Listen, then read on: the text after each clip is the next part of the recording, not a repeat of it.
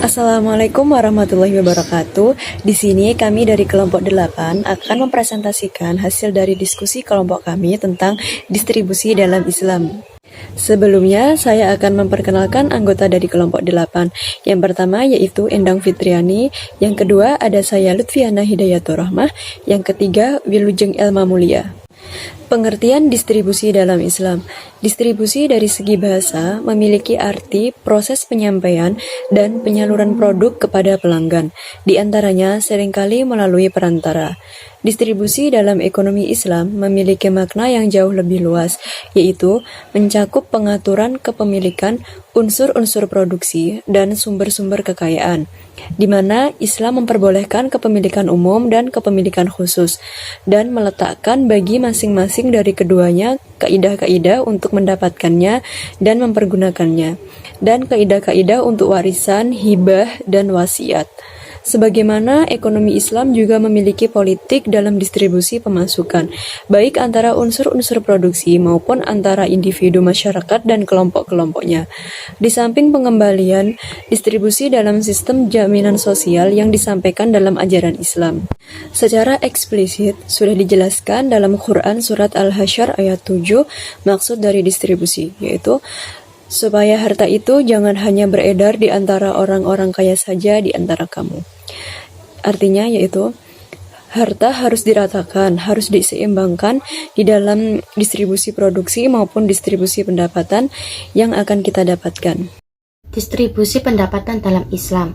Konsep ekonomi Islam tidak hanya untuk mengedepankan aspek ekonomi, di mana ukuran berdasarkan atas jumlah harta yang dimiliki, akan tetapi bagaimana bisa mendistribusikan penggunaan potensi kemanusiaan berupa penghargaan hak hidup dalam kehidupan.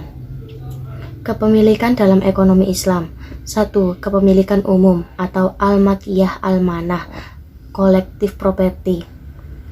Kepemilikan umum yang meliputi sumber baik yang keras, cair maupun gas, minyak bumi, besi, tembaga, emas, dan termasuk yang tersimpan di perut bumi, dan semua bentuk energi, juga industri berat yang menjadikan energi sebagai komponen utama. Yang kedua, kepemilikan negara atau state property, yang dimana kepemilikan negara meliputi semua kekayaan yang diambil negara seperti pajak dengan segala bentuk serta perdagangannya, industri, dan pertanian yang diupayakan negara di luar kepemilikan umum, yang semuanya dibiayai oleh negara sesuai dengan kepentingan negara. Yang ketiga, kepemilikan individu, yang dimana kepemilikan ini dapat dikelola oleh setiap individu atau setiap orang sesuai dengan hukum atau norma syariat. Distribusi pendapatan.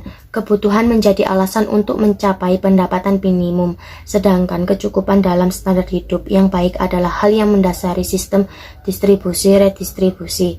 Pendapatan baru dikaitkan dengan kerja dan kepemilikan pribadi.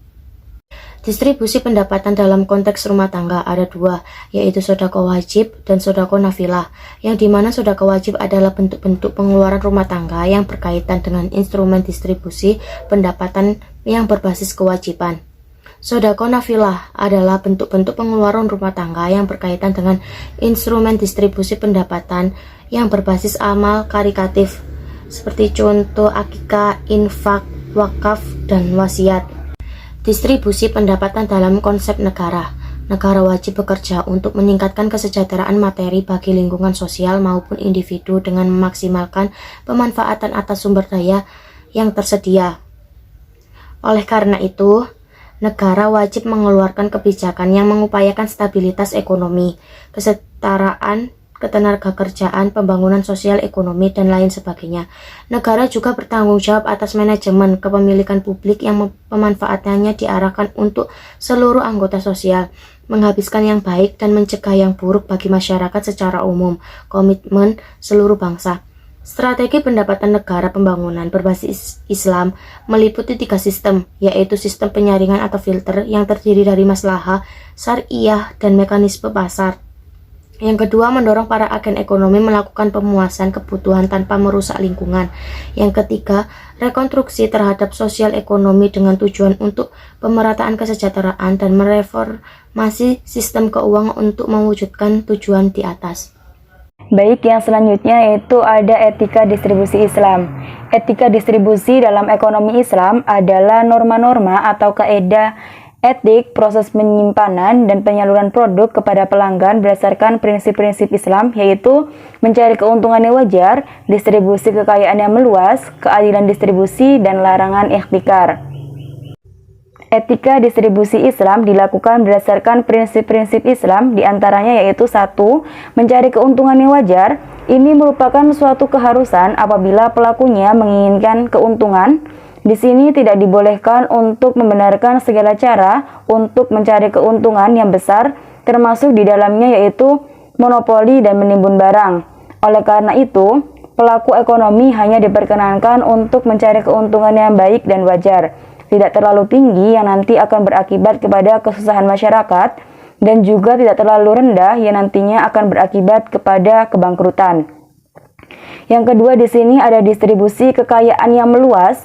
Islam mengajarkan agar harta tidak menumpuk pada golongan tertentu di masyarakat dan juga mendorong terciptanya pemerataan, tidak berpihak pada satu kelompok tertentu sehingga proses distribusi dapat berjalan dengan adil.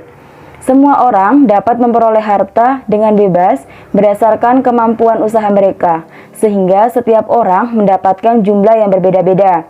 Yang lebih beruntung, maka diperkenankan kewajiban untuk mengeluarkan sebagian dari hartanya untuk saudara yang kurang beruntung, sehingga distribusi kekayaan akan berjalan dan akan menciptakan pemerataan pendapatan di masyarakat. Yang ketiga yaitu ada keadilan distribusi. Keadilan distribusi dapat diartikan sebagai memberikan setiap haknya kepada yang berhak, baik itu individu maupun kelompok, tanpa melebihi maupun mengurangi. Islam mengajarkan tentang keadilan jauh lebih dulu sebelum kaum konvensional meletakkan prinsip-prinsip keadilan dalam ekonomi. Di sini kekayaan tidak boleh dipusatkan pada sekelompok orang saja, tetapi harus menyebar. Hasil-hasil produksi yang bersumber dari kekayaan nasional harus dibagi secara adil, dan Islam tidak mengizinkan tumbuhnya harta kekayaan yang melampaui batas wajar. Yang keempat yaitu ada larangan ihtikar. Ihtikar yaitu penimbunan barang atau di dalam bahasa Arab dikenal dengan kata ihtikar, dan itu dilarang dalam agama Islam jika barang yang ditimbun sangat dibutuhkan oleh masyarakat yang nantinya akan mengakibatkan kenaikan harga. Dan untuk menghindari terjadinya ihtikar, salah satu cara yaitu mencegah praktik monopoli di dalam pengelolaan barang-barang dagangan. Dan Islam memperbolehkan adanya intervensi terhadap aktivitas ekonomi tersebut dengan mengeluarkan kebijakan dan aturan yang berdampak pada harga normal. Dalam etika distribusi, Islam menghendaki bahwa ada dua nilai manusiawi yang sangat penting. Yang pertama yaitu nilai kebebasan. Nilai kebebasan ini berkaitan dengan keimanan kepada Allah Subhanahu wa Ta'ala dan mentauhidkannya. Tauhid di sini mengandung makna bahwa semua yang ada di dunia dan alam semesta adalah berpusat kepada Allah, maka hanya kepada Allah sajalah tempat hamba melakukan pengabdian. Sesungguhnya, kebebasan yang disyariatkan oleh Islam dalam bidang ekonomi bukanlah kebebasan mutlak yang terlepas dari setiap ikatan, tapi merupakan kebebasan yang terkendali, terikat dengan nilai-nilai keadilan yang diwajibkan oleh Allah Subhanahu wa Ta'ala. Yang kedua, ada nilai keadilan.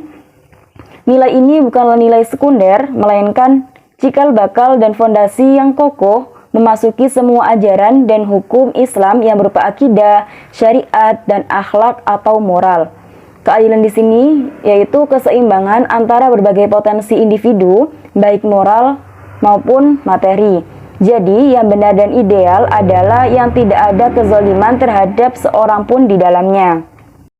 Nah, yang terakhir yaitu ada poin yang didapat dalam pemahaman sistem distribusi Islam. Yang pertama yaitu terjaminnya pemenuhan kebutuhan dasar semua orang. Yang kedua, kesederajatan atas pendapatan setiap personal tetapi tidak dalam pengertian kemasyarakatan. Dan yang ketiga yaitu mengeliminasi ketidaksamarataan yang bersifat ekstrim atas pendapatan dan kekayaan individu. Sekian presentasi dari kelompok kami, kurang lebihnya mohon maaf yang sebesar-besarnya. Wassalamualaikum warahmatullahi wabarakatuh.